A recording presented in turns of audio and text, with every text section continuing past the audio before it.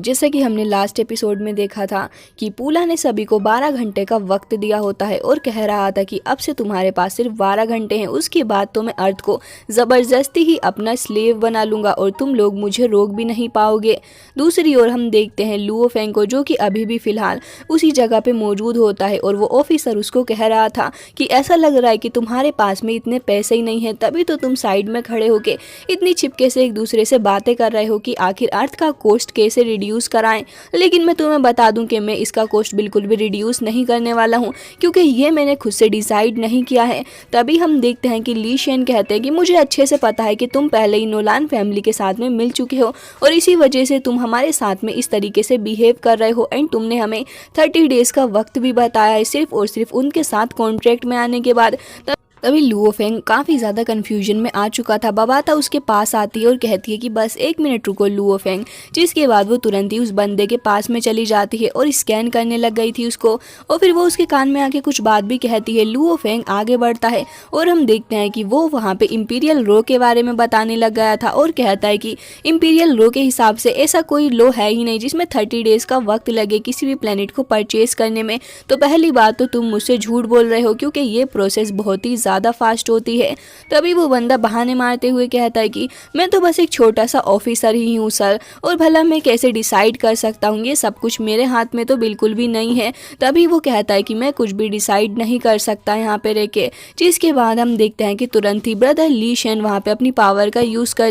करते हुए वो तुरंत ही उसे एक अपने पावर सेल के अंदर कैद कर लेते हैं। लुओ फेंग भी तुरंत ही उस बंदे की बैंक स्टेटमेंट्स निकालता है और कहता है कि तुम्हारी बैंक स्टेटमेंट तो कुछ और ही कह रही है कि तुम्हारे अकाउंट के अंदर अभी कुछ ज़्यादा ही पैसे रिसीव हुए हैं, और वो भी रिसेंटली ही, और साथ साथ तुम्हारी चैट से भी पता चल रहा है कि तुमने किसी से पैसे लिए हैं ये सब कुछ कहने के लिए। तभी वो बंदा घबरा जाता है और कहता है कि तुम्हारे पास में मेरी ये इन्फॉर्मेशन आई कहाँ से। तभी लुओ फेंग कहता है कि बबाता जिस भी जगह पे एंटर करती है वो उसकी इन्फॉर्मेशन आराम से सारी कलेक्ट कर लेती है, और तुम जैसे छोटे मोटे ऑफिसर्स को स्कैन करना और उनकी पर्सनल इन्फॉर्मेशन और डेटा के बारे में कलेक्ट करना उसके लिए मुश्किल बिल्कुल भी नहीं है। और वो मुस्कुराते हुए उसके आगे बढ़ जाता है और कहता है कि तो अब बताओ कि आखिर क्या ख्याल है, मुझे लग रहा है कि मुझे तुम्हारे बारे में तुम्हारे सीनियर से बात करनी चाहिए कि आखिर तुम उनके पीछे में ऐसा करते क्या हो। लेकिन तभी वो बहुत ही ज़्यादा डर जाता है और सोफ़ा पे से गिर गया था और हाथ जोड़ते हुए कहता है कि प्लीज़ मेरे साथ में ऐसा मत करना, तुम्हें तो अच्छे से पता ही है कि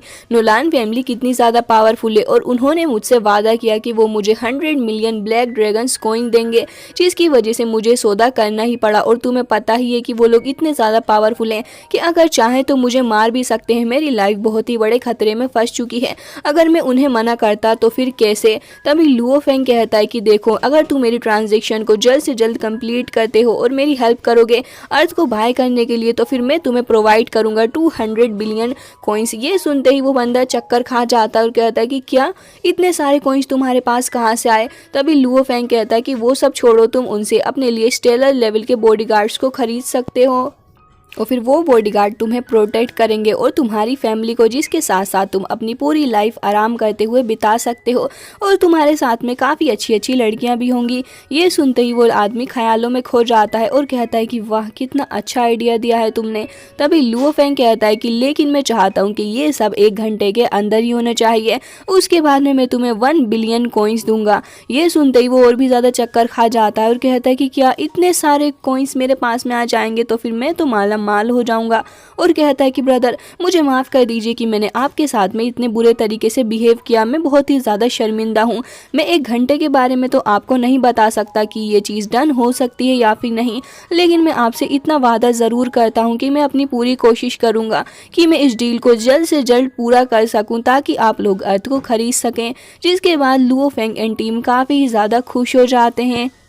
दूसरी ओर अर्थ को देखते हैं, जिसका काउंटडाउन स्टार्ट हो चुका था। हम देखते हैं कि हर जगह ही इमरजेंसी फैल चुकी होती है और यहाँ पे लोग इतने ज़्यादा परेशान थे, हर रोड के ऊपर तबाही मची हुई थी। और जैसा कि पूला ने कहा था कि वो हर घंटे के साथ हर एक नए शहर को तबाह करता जाएगा, लोग परेशान थे और कह रहे होते हैं कि अब तो ऐसा लग रहा है कि हमें इन लोगों का गुलाम बनना ही पड़ेगा, क्योंकि हमारे पास में कोई ऑप्शन ही नहीं है और ना ही हम लोग इतने ज़्यादा पावरफुल हैं कि इन लोगों के अगेंस्ट खड़े होकर फाइट कर सकें। लेकिन फिर भी कुछ लोग ऐसे होते हैं जो कि प्रोटेस्ट करने लग जाते हैं और कहते हैं कि बस अब बहुत हुआ तुम लोगों का, मुझे लगता है कि हमें नोलान फैमिली की बात मान लेनी चाहिए। अब गार्ड्स उन्हें रोकने की पूरी कोशिश कर रहे होते हैं और दूसरी ओर सारे ही ऑफिसर्स कोशिश कर रहे होते हैं कि वो कैसे भी करके अपने लोगों को प्रोटेक्ट कर पाएं। दूसरी ओर हम देखते हैं उसी बंदे को जो कि अब पूरी जान लगा के काम कर रहा होता है ताकि वो जल्द से जल्द हेल्प कर सके लुओ फेंग की अर्थ को खरीदने में। और यहाँ पे लुओ फेंग भी बहुत ही ज्यादा टेंशन में आ चुका था।